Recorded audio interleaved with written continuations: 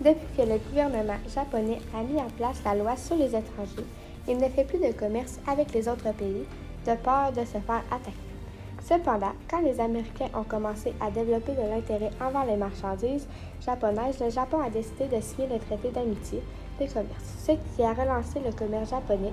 Le commerce États-Unis-Japon commençait peu à peu à prendre de l'ampleur, ce qui a enrichi les États-Unis. L'attitude narcissique du président Roosevelt commençait à gêner les Japonais. Alors, Yamamoto, un haut militaire japonais, décida d'élaborer un plan d'attaque contre les Américains pour leur montrer qu'ils avaient eux aussi du pouvoir.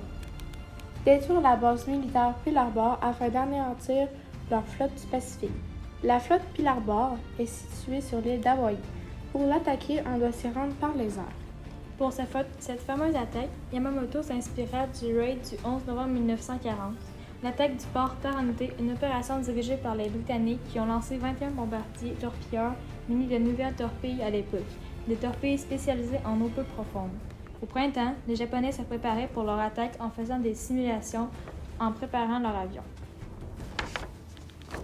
Il y avait 6 porte-avions, 450 avions, 5 cuirassés, 9 destroyers, 3 sous-marins et 8 pétroliers pour le ravitaillement étaient en place pour l'assaut de Pearl Harbor, planifié un dimanche, le 7 décembre, au lever du soleil.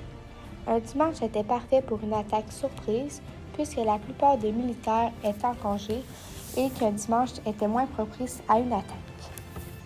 Les Américains ont eu certains doutes en voyant les Japonais rôder sur les îles d'Hawaï pendant qu'ils faisaient du repérage, mais ils croyaient qu'ils allaient attaquer les îles du sud de la Malaisie et non leur propre flotte. Le président Roosevelt s'est informé de leurs relations avec les Japonais, mais ceux-ci leur ont confirmé que tout allait bien en niant leur attaque. 7 décembre 1941, 6 heures. Une première vague s'est mise en route vers Pearl Harbor, située à 370 km. 180 avions, dont 50 bombardiers, 51 bombardiers en piqué et 41 avions torpilleurs, 42 chasseurs fonçaient droit devant pour mission de tout détruire. Les militaires qui étaient en charge de surveiller les radars ne se sont pas inquiétés quand ils ont repéré les avions japonais puisqu'ils croyaient que c'était du ravitaillement qui était prévu pour le soir. Les Japonais passent sous les radars et ont aisément atteint leur cible tout en conservant l'effet de surprise. 7h53, on pouvait apercevoir le premier chasseur à partir de la flotte. 5 minutes passèrent et on entendit une voix qui hurlait dans tous les micros. Pearl Harbor est attaqué. Ceci n'est pas un exercice. Répète affolé le speaker de Radio Hawaii. 127 bateaux étaient enregistrés au port, dont 94 étaient amarrés, mais 3 porte-avions étaient déjà partis ainsi que 13 croiseurs. Les forces japonaises attaquant les navires qui se situaient seulement au port, au total 7 cuirassés ont été démolis. C'est l'Arizona qui a été attaqué en premier. Il reçut une bombe sur la proue et une seconde dans la cheminée, ce qui fit fendre le navire en deux, tuant 1106 hommes. Deuxième navire touché, l'Oklahoma, qui chavira à la suite de 3 torpilles sur son flanc gauche. Le California, le West Virginia et le Nevada reçurent quant à eux des torpilles mais n'ont pas coulé.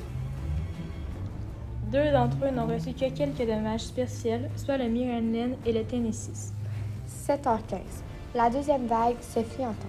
54 bombardiers, 80 bombardiers en piqué et 36 chasseurs.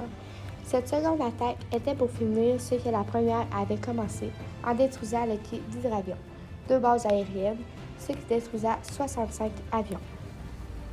Une troisième vague était prévue, mais a aussitôt été annulée puisque les Américains avaient déjà eu le temps de se préparer. D'autant plus, la deuxième attaque par sous-marin a été un véritable échec. 6h45, fin des attaques. Au total, 2403 Américains tués, dont 1178 blessés. Près de 18% des bâtiments sur l'île ont été affectés et 35 civils blessés. Dès que les Américains ont réparé leurs navires, ils déclarèrent la guerre au Japon, ce qui les fit rentrer dans la Deuxième Guerre mondiale.